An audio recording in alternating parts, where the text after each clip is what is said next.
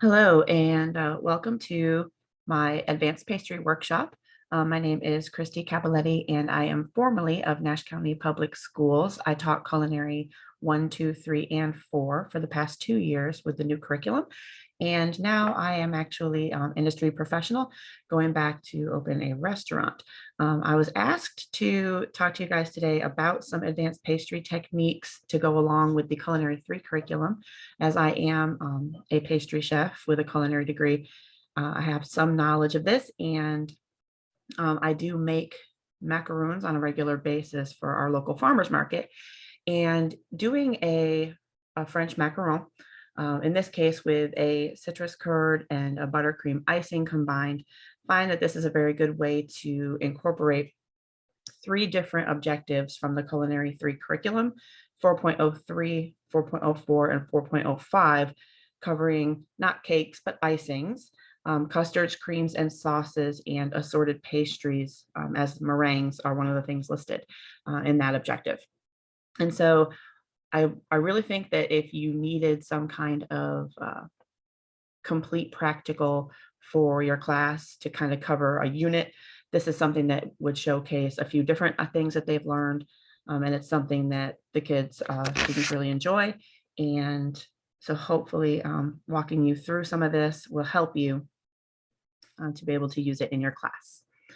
So my first slide here is just a recipe, the full recipe for a batch of French macaron. This makes about 45 complete macaroons. So obviously in your class, you're not going to have your students making 45 macaron each. But one of the things that I have always liked to do for my students is kind of give them an escape the classroom kind of mentality, maybe the day before or at the beginning of class, the day of your lab, where I would give them a full recipe, and I would have them go through and convert the recipe. So in this case, it's really kind of up to you. If you have them do the recipe by 2/3, then you're looking at about 25 to 30 macaron.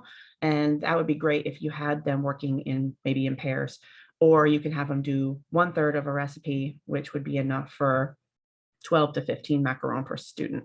And so that's the full recipe. But again, maybe giving them the night before, saying, you need to go ahead and convert this recipe, practice some of your culinary math, and then in order to go into the kitchen and to be able to do this lab and this project, you have to come back to me with this recipe properly converted. So the ingredients are actually fairly simple: egg white, cream of tartar, granulated white sugar, almond flour, powdered sugar, any kind of flavoring.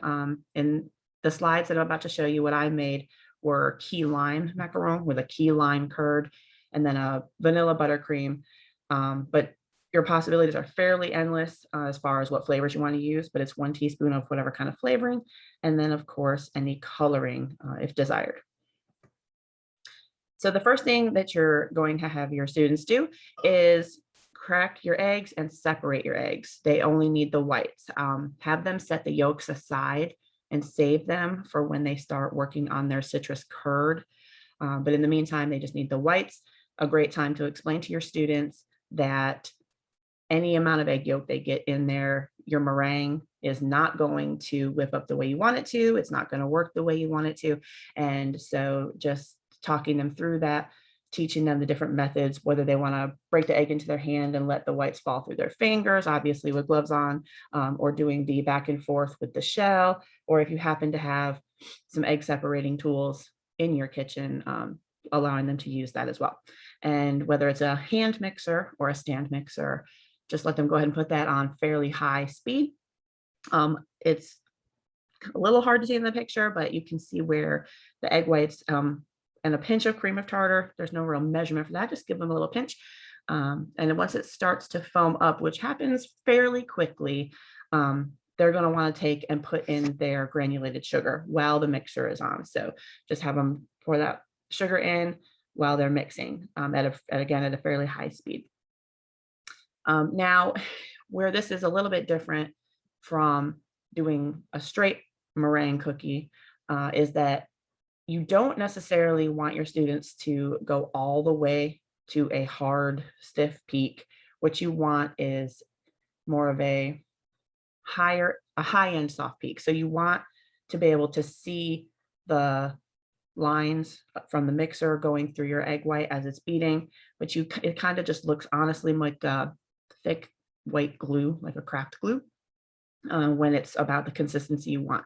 In all honesty, if it's too stiff of a peak, it'll still work. You can still make the macaroons, but it will tend to make your batter a little thicker, which could make things a little more difficult. So in this case, it is better just to whip your meringue to more of something in between a soft and a hard peak. In a separate bowl, after you've got your egg whites whipped, you're going to have the students measure out their almond flour. It does matter what almond flour you get. Some are more high quality than others. Some are going to make a smoother macaroon. Some are going to make lumpier macaroon.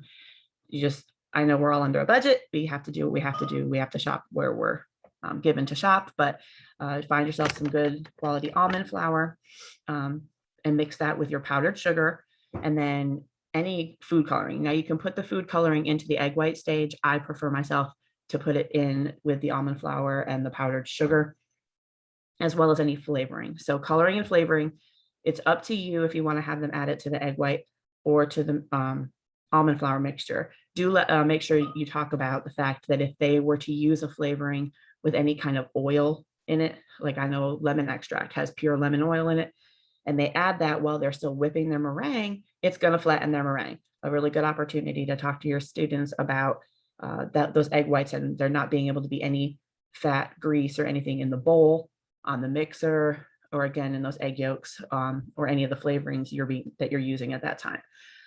For macaron, again, I prefer a powdered food coloring. It doesn't mess with the consistency and it usually shows up really well. But those are something that are a little pricier and we are teachers. So a gel food coloring also works just as well.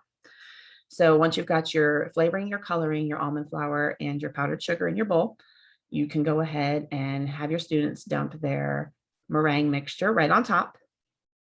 And then we talk about folding and why folding is important, gently folding, but also making sure we incorporate our egg whites fully with our almond flour and our powdered sugar. So you're going to have your students fold that in the traditional method, explaining to them how you need the air from the egg white meringue that you made in order to have your macaron cookies turn out properly, and that if they flatten it too much or overwork it, that it may affect the outcome of their macaron. When they're finished, it should drip off of the spatula, but not super liquidy, but you also don't want it too thick. This can depend on a lot of factors, though. You're going to have some students using the exact same ingredients that theirs is really thicker, like this one in the picture, some that are going to be waterier. Make sure that your students understand that this is not necessarily their fault. It can have to do with how much egg white is in each individual egg, because we all know some eggs are different than others. It can have to do with the brand of almond flour, etc. So just make sure that they know that they're not all going to look the same. That doesn't mean that it's not going to turn out correctly. And then once you have your macaron mixture made, you're going to put it into a piping bag. If you have round tips, that's helpful. But if not, it is definitely still possible to do without. I have the silicone macaron mats. Again, that is a pretty costly expense. You can print free templates all over the place online. Free macaron templates. You just put those on your sheet pan, cover them with a layer of parchment paper, have your students pipe the macaroons over the parchment paper template. But before they put their macarons in the oven, make sure that they pull those templates out from underneath the parchment paper so that paper doesn't burn. So they're going to pipe out their macaron. The best way to do that is while squeezing from the top of your pastry bag and kind of guiding it. Start piping in the middle of the circle and either just squeeze until it reaches your desired diameter, or you can make a small circle as long as it's filled in. Again, this mixture was a little bit thicker in this particular batch, and so it does look a little bit lumpy. What you want to do is once everything is piped out, take your sheet pan, give it a good drop onto a table to release any air bubbles and kind of help your macaron batter to settle in where it needs to be. And then you have to let it cure. So that can take 40 minutes, sometimes a little bit longer. In this case, since I know we all have different class schedules, if you don't have time to complete this in day one, you would go ahead and let it transfer over to day two. You can let these sit out. If you're going to cover them, you would want to put something like a little condiment cup in some of your empty spaces to cover it with saran wrap, just because you don't want your saran wrap laying directly on your macaron shell when they're not fully cured. So you can let them sit overnight. It's not going to hurt anything. And the longer they sit and form that skin over the top, the better off they'll be, and the more likely you'll be to get the feet that you're looking for once they're baked. How you can tell if a macaroon is done curing and ready to be baked is if you touch it lightly with your finger and there's nothing on your finger left. It's got a nice firm surface. It's still going to be squishy, but it's going to be a nice firm surface on the top. And then you're going to bake them. Now the macarons need to go in at a low temperature same thing with if you were doing a meringue cookie. You're not so much cooking as you are drying out your meringue. In this case, it's just mixed with the flour. So it's a low temperature. You're going to set your oven to 300 degrees. I don't recommend a convection oven for this, only because with such a delicate mixture, if that fan is blowing on high, it can alter the shape and appearance of your finished macaron. If you don't have a choice, but all you have in your kitchen at your school and your lab is convection, if possible, just turn your fan down to the lowest setting. The other nice thing about macaron versus a meringue, where meringues can take a really long time to dry out and reach the desired consistency with our class periods, again, that can be tough, is that macaron only take 15, 16 minutes to bake. So you put them in. Normally I set my timer for 7 or 8 minutes, and then I flip my pan around, turn my pan around, and then let it go for another 7 or 8 minutes. They should be not wiggly at all. When you touch them, you don't want to touch them too firmly because they will collapse. They're kind of a hollow, just like a regular meringue cookie. They're kind of hollow. So once they feel firm to the touch, sometimes the bottoms, you can see in this picture, will start to brown just a little bit. But do make sure that your students allow them to sit on the sheet pan and cool for at least 10 minutes. It will make it easier for them to peel it off that parchment or that silicone mat or whatever it is that they're using. And also you can see in these pictures, in this middle picture, if you look carefully, you can see where those feet have developed. And you can talk to your students about feet developing on macaron being a sign that your meringue cured for long enough. The longer you let it cure, a lot of times the better that foot will look once you're finished. And so your macaron cookie shells are finished, but that's only step one. And so something like the curd and the buttercream can definitely be made ahead of time. The curd does need to have time to refrigerate after you make it so that it can firm up and be easy to use. So I would recommend maybe that if you're doing this in 2 days or even more, go ahead and have them make that curd as soon as they get their shells piped. So while their shells are curing, they can make that curd and get it in the refrigerator and covered and ready for the next day or the day after that. So the citrus curd, again, I did key lime, but you can do that with any citrus, lemon, orange, grapefruit, it doesn't really matter. The recipe is going to be the same. So for any kind of citrus curd, you need 3/4 cup juice. Sometimes I actually squeeze the lemons or squeeze the limes. Sometimes I just buy commercially made, excuse me, juice from the fruit. As long as it's 100% pure, you'll be okay. Also 2 teaspoons of zest. So it is good to have the actual fruit there. A cup of sugar, 6 egg yolks, which are going to be helpful and come from where we made the macaron shells. We saved aside our egg yolks. So we're not wasting and having to throw away eggs. You'll use those 6 egg yolks and then 6 tablespoons of unsalted butter cut up into fairly small pieces, just to make your life easier when the time comes. Now with a curd, and this fits into your sauces, creams, etc. Objective. What you're going to do here down at the bottom, I've got my mise en place ready. This is also a wonderful example of showing our students how important mise en place is. Something like a curd tends to start rolling and take off very quickly, and you need to have everything there at your side and ready, because if you don't, you're going to end up with scrambled lime eggs, and that's not what we're looking for. So having our mise en place ready is really important. You're going to put your sugar, your fruit juice, and your zest into a pot, and you're going to go ahead and turn that on. And while that's going, you're going to take your egg yolk. You're just going to give it a little bit of a whisk or a whip up. You can have the conversation also with those students about the fact that the egg yolks are the thickener in this case, similar to if they have had the opportunity to make a pastry cream. It's very similar to that. Some recipes do call for the addition of cornstarch to the egg yolk to assist with that thickening process. This particular recipe works out great without it. And I also think it really helps to instill in our students that sometimes less is more, and you don't always need those additional helpers. Let nature do what it does, and that'll be effective.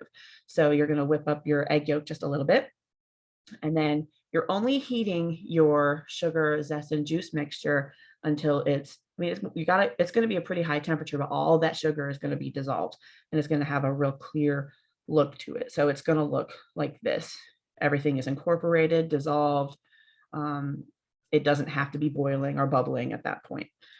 And then you're going to teach your children about tempering. So as we all should know, tempering is just where you take your hot liquid, you pour just a little tiny bit into those egg yolks, and you whisk it up a little bit more, whisk it up, a little bit more, whisk it up. In this case, you want to get to where you've used up about half of your sugar and juice mixture, into your egg yolks. And you're going to whisk that up, whisk that up. If you don't whisk it up fast enough, if you let it sit too long and your liquid is too hot, again, you're just going to end up cooking those eggs. And we do temper so that we don't have a shock of heat to the system of those eggs, because that's not going to give us the smooth consistency that we're looking for at all. And so once you've got half of your juice mixture into your egg yolk, you're going to put your pot back on the stove, and you're going to slowly pour your egg yolk mixture back into the pot with the rest of that sugar liquid. And you're going to put it on about medium high heat, and you're going to whisk, and you're going to whisk. It's really important to make sure that our students understand that if you stop stirring, stop whisking, take your eyes off it even for a second, that you could have scorched eggs to the bottom of your pan, that you could end up with scrambled eggs floating in your pan, that it's not going to turn out like you want it to. This next part of the process can take up to 5 or 6 minutes. Once you get that kind of good and incorporated, they're going to go ahead and they're going to take that butter that we cut up, and they're going to drop it in there piece by piece. And then again, we're just whisking, we're stirring, we're whisking about 5 more minutes until it gets to a thickness where, if you look at this picture, you can see when you pull a whisk through, you see the trails from the whisk. That means it's thickened to a point that you want it. At that point, you're going to get it off the heat. If something has happened that the student made a mistake and there are some pieces of egg or something kind of stuck up in their pan, as long as it's not burnt, they can actually just take a mesh sieve and pour it through, strain it through, get all those chunks out, and it is still going to be usable. They're going to put that curd into a pan or a bowl, and you want to have them take a layer of saran wrap and make sure they push it down so that it is touching the surface of the curd. Otherwise, it gets this really like thick, gummy skin over the top of it as it cools, and that's really going to be unusable. So if you put that saran wrap directly down onto the warm curd, you will not get that skin as it cools. And then have them go ahead and put that in the refrigerator until cold the next day, until it's ready to use, and it will thicken up pretty substantially while it is cooling. Last part of this is the buttercream. Now, this is where, you have a lot of options to do. If you would rather do like a Swiss meringue buttercream, an Italian meringue buttercream, excuse me, and up their skills a little bit more that way, absolutely, you should do that. I tend to, at this point, we're going over some of the basics. We're kind of covering all of our bases. And so sticking with just a basic buttercream frosting. So a stick of butter, 2 cups of powdered sugar, 2 teaspoons of whatever flavoring they want to use, and then milk or water as needed until desired consistency. And something, maybe a good tip is to say, add a tablespoon and stir it up really good and see if that's enough. And if not, add another tablespoon. But we're not adding a 1/4 cup of something or liquid at a time, because we don't want it to be too watery. It needs to be stiff enough to hold up when you pipe it and sandwich those 2 cookies together. but you don't want it so thick that you can't get it out of the piping bag. So again, kind of difficult to see from the photo per se, but this nice creamy consistency when you're mixing is what you're looking for. Something like a really, really thick whipped cream. We're going to put that in a piping bag. Again, if you have any kind of piping tips for your students to use, that's obviously going to be advantageous, but it's not fully necessary. So this also, even though we're not doing any fancy decorating, will help your students to work on just some pastry bag control skills and a little bit of those piping skills and being able to keep it on the cookie. In this case, especially if you're going to use the curd filling, which is optional, you don't have to do it. You can just do macaron with a ganache filling or an icing filling. But in this case, making the ring around the edge of the cookie so that there's space in the middle to put that curd, and making sure that that circle is complete so that none of the curd leaks out. So you would pipe that ring of icing using another piping bag or a small spoon. It's really your choice, kind of what's available in your kitchen. You would go ahead and have them place that curd inside of the ring of frosting. And it's going to should look like this, where you can see there's no places for the curd to break through. And your icing ring should be a little bit taller than your curd so that when you sandwich the cookie, the curd doesn't come smushing out the sides. Now, when you're sandwiching a macaroon, again, they have to be very careful. These are a very delicate cookie, semi-hollow, similar to a meringue cookie again. And so when you're putting those together, you want to take the cookie with the filling on it on the bottom, take your other cookie out by the sides. Don't just smoosh the tops together. They will crush. And you just kind of twist it almost like if you were trying to eat an Oreo, and you just kind of twist it together gently by the sides until it just is a secure sandwich. You don't want to smush it too hard, but you don't want to leave it too light. You want it to make contact with that full ring of frosting to glue it together. So when you're finished, it should look like this. You can see that, a little bit of curd is coming out. That's not too big of a deal, but you've got your nice layer of icing.